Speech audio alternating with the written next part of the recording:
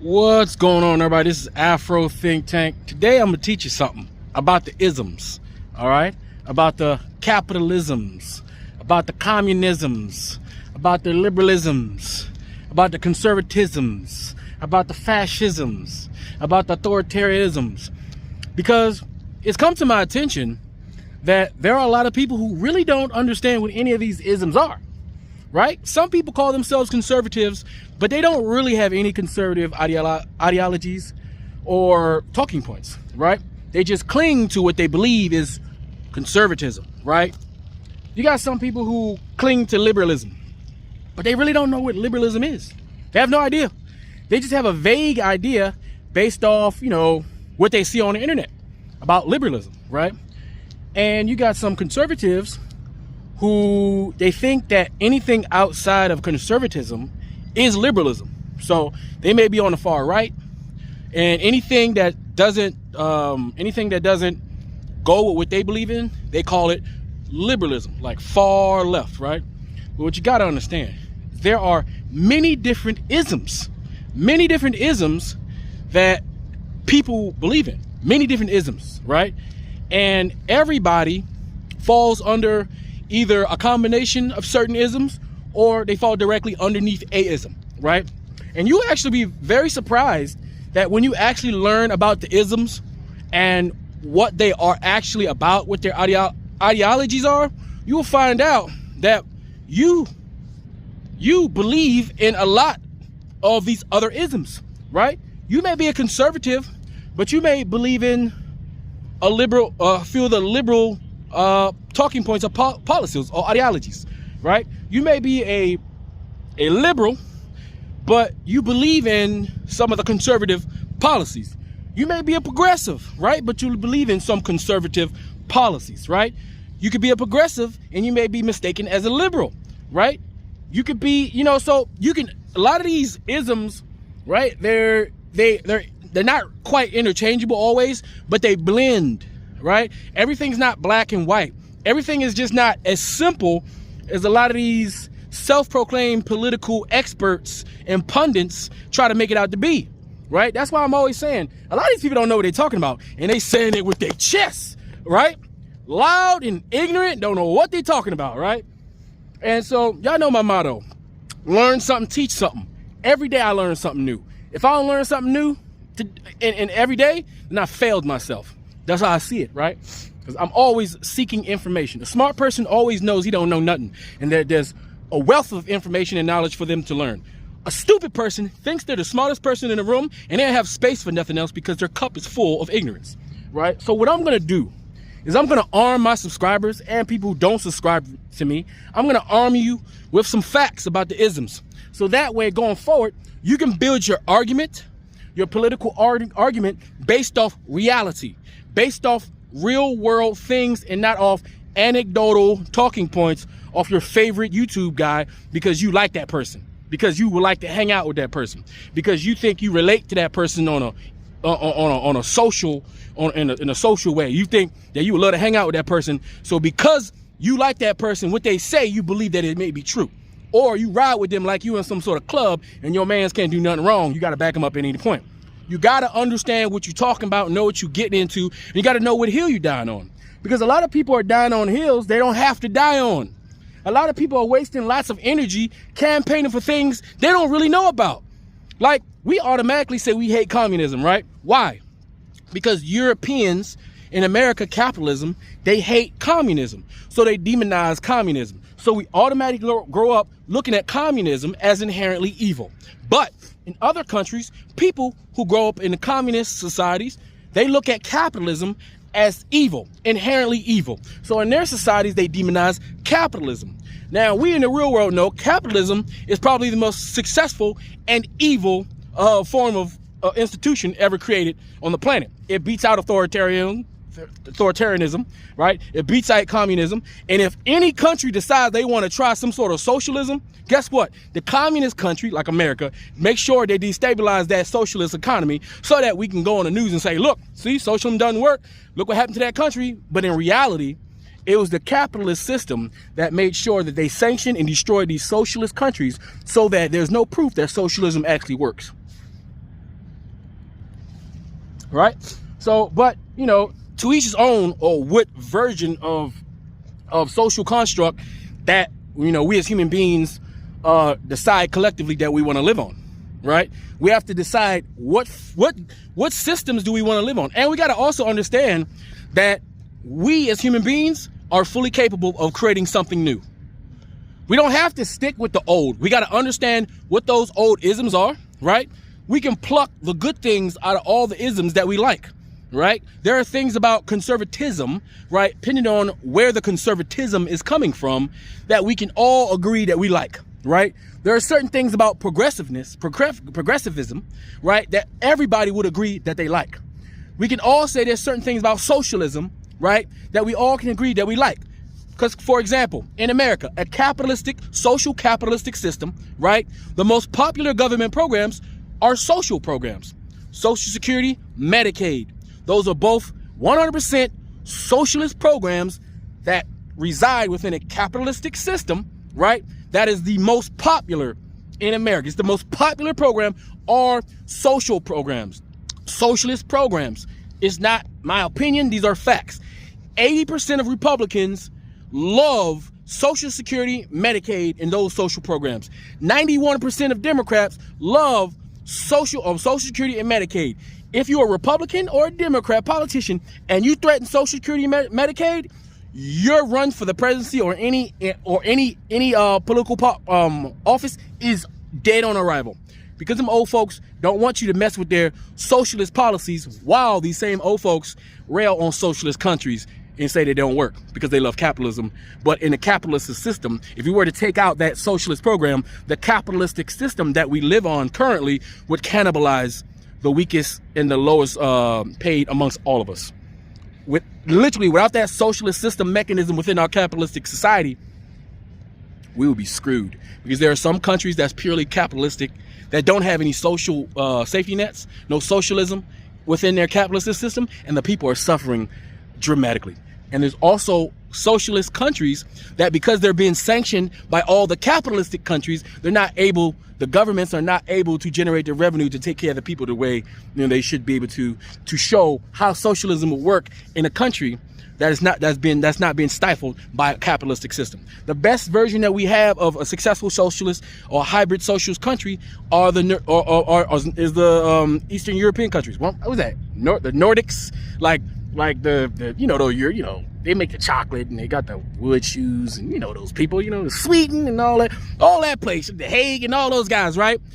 Because they're Europeans, because they've been able to capitalize on the transatlantic slave trade without all of them being directly involved, but they were able to capitalize monetarily, because they're Europeans and they relatively get left alone by the other Europeans, they were able to develop their socialist programs and show that they work. If you look at certain parts of Europe that practice a certain form of hybrid socialism mixed with capitalism, they have the most successful economies on the planet. They also have the happiest people on the planet, and a lot of their institutions run better and the people enjoy them, right? That's why a lot of those Europeans will not come to America, because they view our version of capitalism as inherently a bad thing compared to what they already have. And the only good thing that we do have is Social Security and Medicaid, right? Which should be expanded, which Obama tried to do, by the way. And the capitalistic system made sure he couldn't do it, right? Because he tried to get universal health care, which is popular amongst Democrats and Republicans who know what it is and what's it about, who's fully understanding of what it is. It's very popular. And if we ever were to get such a thing, Americans will be a lot happier, a lot healthier, right? And it's something that we can definitely afford, because you can tell we can afford it, because we can afford to go kill babies in in Palestine, right? We can afford to do that, right? With billion-dollar pieces of equipment. So I'm pretty sure we got enough money to, you know, provide healthcare for our own people. Just saying. But anyway, without further ado, I'm gonna attach this little piece of knowledge. So you guys that's on social media, on different platforms, battling for the minds and the ideas of individuals, you'll be armed with the truth. So you know what these isms are when you're talking about it, when you're defending it, when you're campaigning for it, or when you're contemplating what combination of the isms would be best for us to move forward as human beings. Anyway, that's all I got to say for now, guys. Afro Think Tank, learn some, teach some. I'm out. Conservatism. Conservatism, as the name suggests, tries to conserve traditional values. In Western culture, conservatives usually promote the nuclear family, organized religion, the military, and property rights. Liberalism. Liberalism is usually cited as the dominant ideology in modern history. It usually likes that every single individual has his own rights, that the government has to be approved by its own people, and that everyone should be treated the same way before the law. It also likes free markets, elections between multiple political parties, a separation of powers into different branches of the government, a separation of religion from the government, a set of fundamental values written in the Constitution, privacy rights, freedom of speech, freedom of the press, freedom of assembly, and freedom of religion. Moderatism. Moderatism likes to stay within what is called the Overton window, which is the range of policies politically acceptable to the mainstream population. In most cases, moderates are apolitical, which means that they don't care, but they have a little bit of knowledge about politics. Capitalism. Capitalism is an economic system based on the private ownership of the means of production and their operation for profit. The central characteristics of capitalism are private property, free exchange, competition, division of labor, and social cooperation. Socialism. There are many types of socialism, making this an umbrella term. In the classical sense, socialism describes worker-owned means of production, heavily supporting worker coups, democratic self-management, and workplace democracy. Socialism in the modern age advocates workers' democratic self-management, high taxation on the wealthy, and nationalization of key parts of industry. One of its key values is social ownership. Syndicalism. Syndicalism is the son of socialism, and it believes that unionization of the workforce, the establishment of local, decentralized revolutionary worker organizations called syndicates, and advancement of workers' demands through the use of strikes and direct action are the best methods by which a socialist society should be achieved. Once a post-capitalist society is achieved, a congress or commune of syndicates would be created to represent the many unions or areas of the economy for a central government. Corporatism. Corporatism advocates the organization of society in different areas of employment, like agriculture, military, engineering, etc., which people get assigned to based on their interests and skills. It believes in a cross-class system of regulation, in which the workers, employers, and state negotiate with one another in order to most efficiently run the economy and satisfy, in theory, all parties involved. It does not refer to a political system dominated by large business interests. That would be a corporatocracy. Libertarianism. Libertarianism upholds liberty as a core value, and it seeks to maximize autonomy and political freedom. It likes a very limited government. It believes in the same principles of liberalism, such as equality before the law and the basic rights to life, liberty, and property. Separatism. Separatism, also commonly known as secessionism, seeks to establish a nation, country, sovereign state, or government that is separate from an already existing nation. Communism. Communism is centered around common ownership of the means of production, distribution, and exchange that allocates products to everyone in society based on need. A communist society doesn't have private property, social classes, money, or the state. Feminism. Feminism aims to define and establish the political, economic, personal, and social equality of the sexes. It holds the position that societies prioritize the male point of view and that women are treated unjustly in these societies. Efforts to change this include fighting against gender stereotypes and improving educational and professional opportunities for women. Anarchism. Anarchism is an ideology that advocates for a society without rulers or constituted authority, with a focus on the notion of freedom. It advocates for the replacement of the state with stateless societies and voluntary free associations. Environmentalism. Environmentalism, sometimes called green politics, is a term used to represent a range of ideologies that fall under the belief that nature should be a significant factor in deciding public policy, be it increasing recycling, decreasing CO2 emissions, stopping water pollution, etc. Populism. It focuses on appealing to a large number of people and their sensibilities, believing that what the masses want must be what the masses get. It can take on many forms, as its only requirement is that it represents a movement by the people for the people. This causes it to have no real political affiliation. It's often associated with democracies due to its reliance on popular support. It often divides the people from the elite, and it's frequently anti-establishment and anti-politics. Republicanism. Republicanism is an ideology centered around a system of government that is non-hereditary and, in opposition to monarchism, gives political power to its citizens in a state organized as a republic. Progressivism. Progressivism says that heritage that stems from the past is not to be held sacred and should instead be viewed as less important than societal progress. It's basically the opposite of conservatism. Imperialism. Imperialism has traditionally believed a country should expand its power or influence through military action. It was once very popular, and it was basically considerable as moderatism, but it has decreased in popularity over the years. Imperialism is noted for its war advocacy and belief that the powerful nations should rule over the weaker ones. It usually defends himself against accusations of oppression by insisting that colonized people benefit because the richer nations help them and give them things they couldn't get normally. Egalitarianism. Egalitarianism is a school of thought that builds on the concept of social equality, prioritizing it for all people. As such, all citizens of a state should be accorded equal rights and treatment under the law. Transhumanism.